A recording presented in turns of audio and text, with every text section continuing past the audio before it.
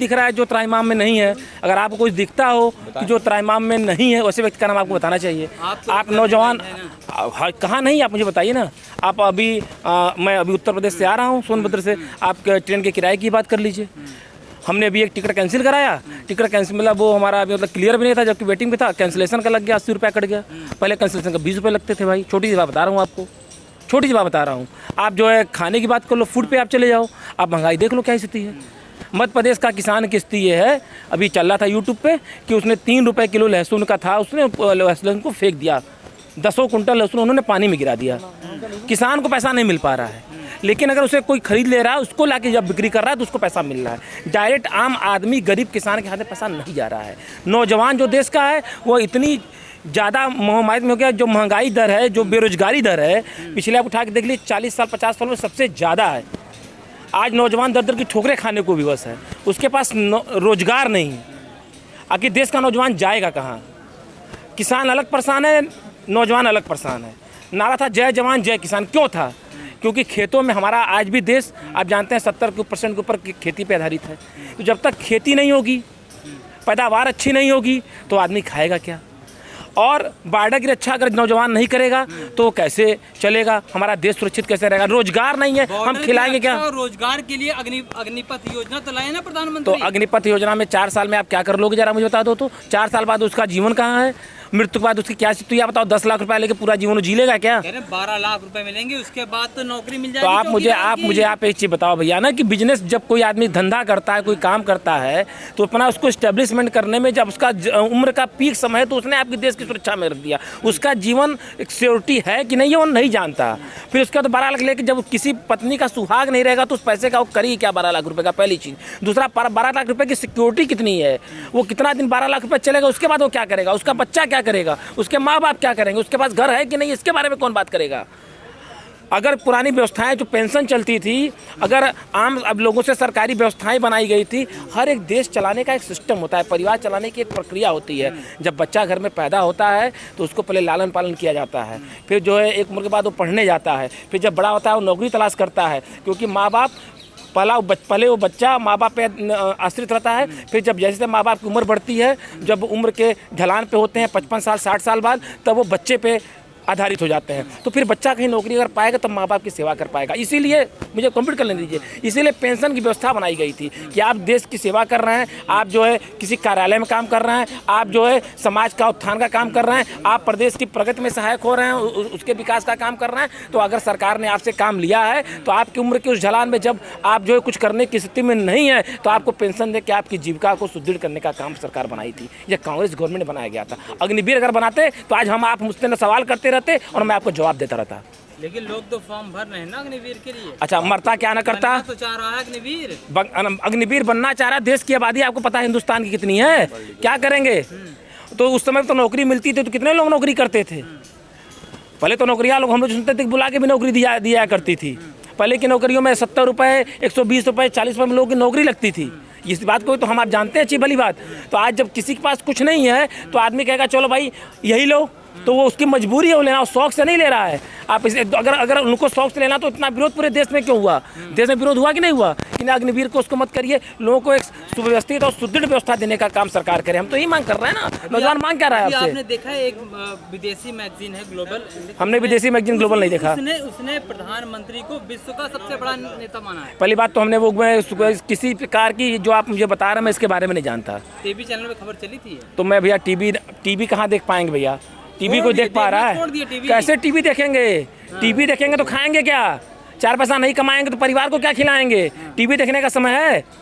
TV को देख पा रहा है? बिजली का बिल कहाँ से आएगा? टीवी चैनल का आपको स्थिति पता है? जो डाटा जो महीने का 150 रुपया लगता था, आज उस टीवी का 380 रुपया रिचार्ज लगता है। पहले आप जानिए, पहले मोबाइल के इनकमिंग का 30 रुपया लगता था, आज आपको इनकमिंग भी 28 दिन रखने के लिए आपको 100 रुपये का रिचार्ज कराना है, 99 रुपये का। और अगर आपको पूरा महीना रखना है, रिलायंस जैसे कंपनी का जो बड़ी कंपनी है उसका मिनिमम रिचार्ज 240 से कम है ही नहीं, तो आप कैसे देखेंगे? इस पर बात करिए ना। महंगाई पर आप बात ही नहीं कर रहे हैं, बेरोजगारी पे आप आम जनमानस की जो वास्तविकता है, जो आदमी जमीन पर, वहाँ पे बात करिए ना कि है क्या? कहीं कुछ बचा है? लेकिन पहले तो बीजेपी के नेता सिलेंडर जब महंगा होता था तो रोड पे आते थे, अब ठीक है। महंगाई नहीं इसलिए नहीं आ रहे वो लोग। तो उनको महंगाई कैसे, अपने सरकार के खिलाफ कैसे आएंगे?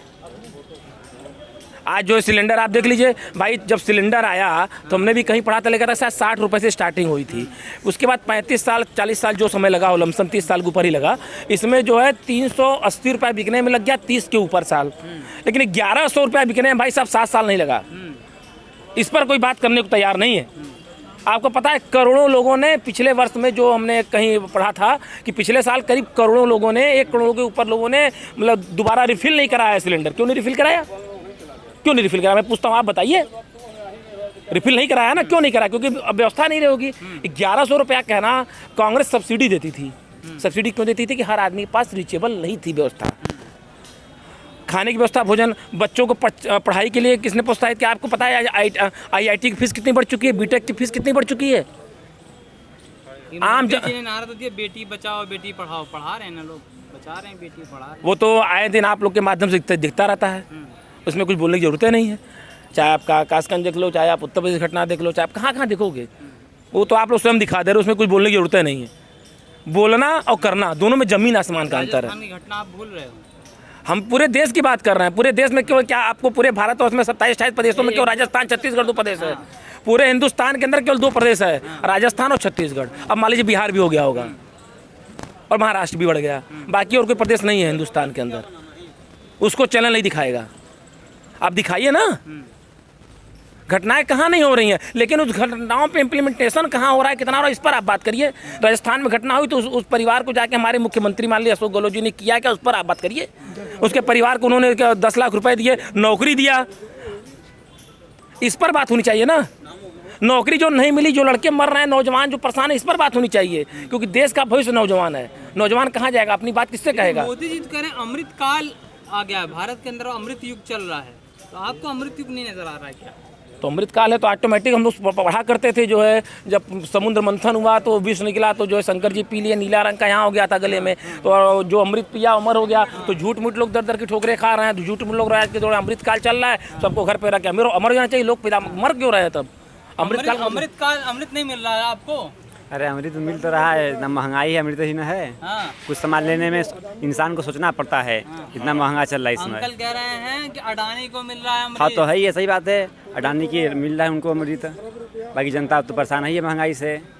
इसीलिए जनता को कांग्रेस लाए, देश बचाए। कांग्रेस बचा पाएगी देश? एकदम बचा पाएगी देश। हाँ?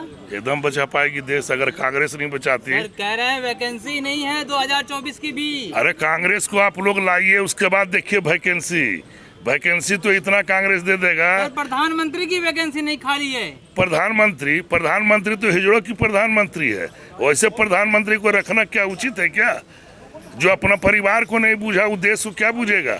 विश्व गुरु बना रहे हैं देश को। विश्व गुरु नहीं बना रहे हैं, विश्व हिजड़ा बना रहे हैं उन्होंने देश को। विश्व गुरु नहीं बन रहे हैं, विश्व हिजड़ा बना रहे हैं। विश्व हिजड़ा ये कैसे बनता है? तो और क्या, विश्व हिजड़ा जब वो अपने परिवार को नहीं देख सके तो विश्व का क्या देख पाएंगे? देश के लिए उन्होंने छोड़ा था, कुर्बान किया, घर परिवार त्याग दिया उन्होंने। क्या देश के लिए उन्होंने किया? आजादी हमारी पार्टी ने दी।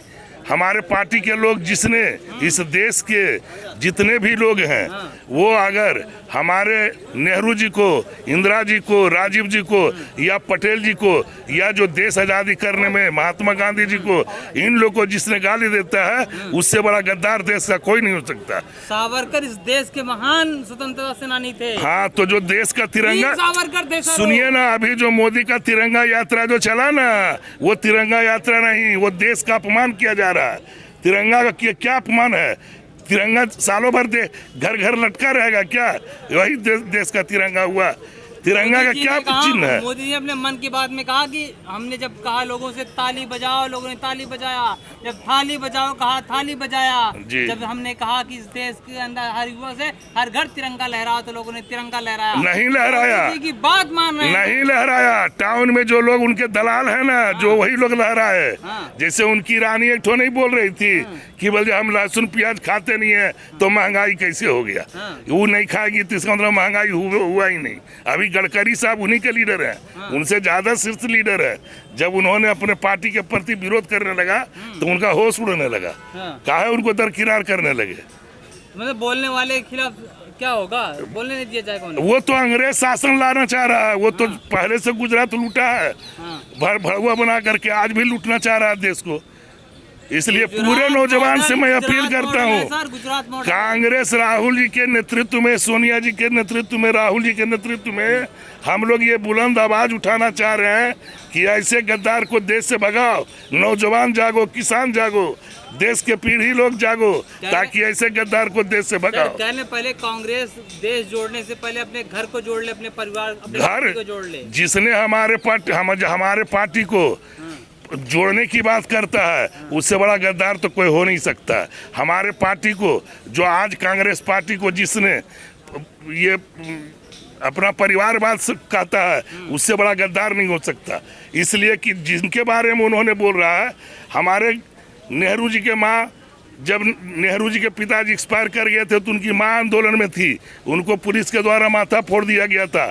आज के डेट में हमारे इंदिरा जी एक्सपायर किए, राहुल जी, राजीव गांधी एक्सपायर किए, राहुल जी, सोनिया जी, प्रियंका जी, वाड्रा साहब, पूरा परिवार कांग्रेस उन्होंने आंदोलन में है। कैसे परिवारवाद हुआ? जो परिवारवाद कहता है वो साला गद्दार है देश का। हमारा पार्टी का एक एक फैमिली मेंबर अगर हम 20 गो है, 20 आंदोलन में है, तो परिवारवाद कैसे हुआ? का उसका 20 जब आंदोलन में, अगर एक आदमी रहता आंदोलन में, अब 20 कहता कि हम पार्टी का नेतृत्व करेंगे, तब परिवारवाद में आता। जब पूरा परिवार ही उन्होंने आंदोलन छेड़ रखा है, परिवारवाद नहीं है। नहीं, एकदम नहीं है। जो कहता है वो गद्दार है देश का। मतलब देश का गद्दार कैसे हो जाएगा सर? एकदम देश से गद्दार है। जो ऐसे परिवार को, जो हमारे शीर्ष नेता को, जो पूर्वजों ने हमारी देश की आजादी लाई, उसको अगर किसी ने दोष देता है तो उससे बड़ा गद्दार देश में कोई नहीं हो सकता। तो आने वाले 2024 तक क्या लगता है सत्ता परिवर्तन होगा? एकदम होगा, सत्ता परिवर्तन एकदम होगा। और बिहार स्टेट से मैं बिलोंग करता हूँ, नालंदा जिला का कांग्रेस कमेटी का उपाध्यक्ष हूँ। मैं आपको वादा दिलाता हूँ मीडिया के द्वारा कि बिहार स्टेट में अगर एक भी सीट बीजेपी अगर इस गठबंधन में रहते हुए जीत गया तो जो कहिएगा सो मान लूंगा। कह रहे हैं गिरिराज, अरे गिरिराज घंटा बजाएगा, गिरिराज घंटा बजाएगा।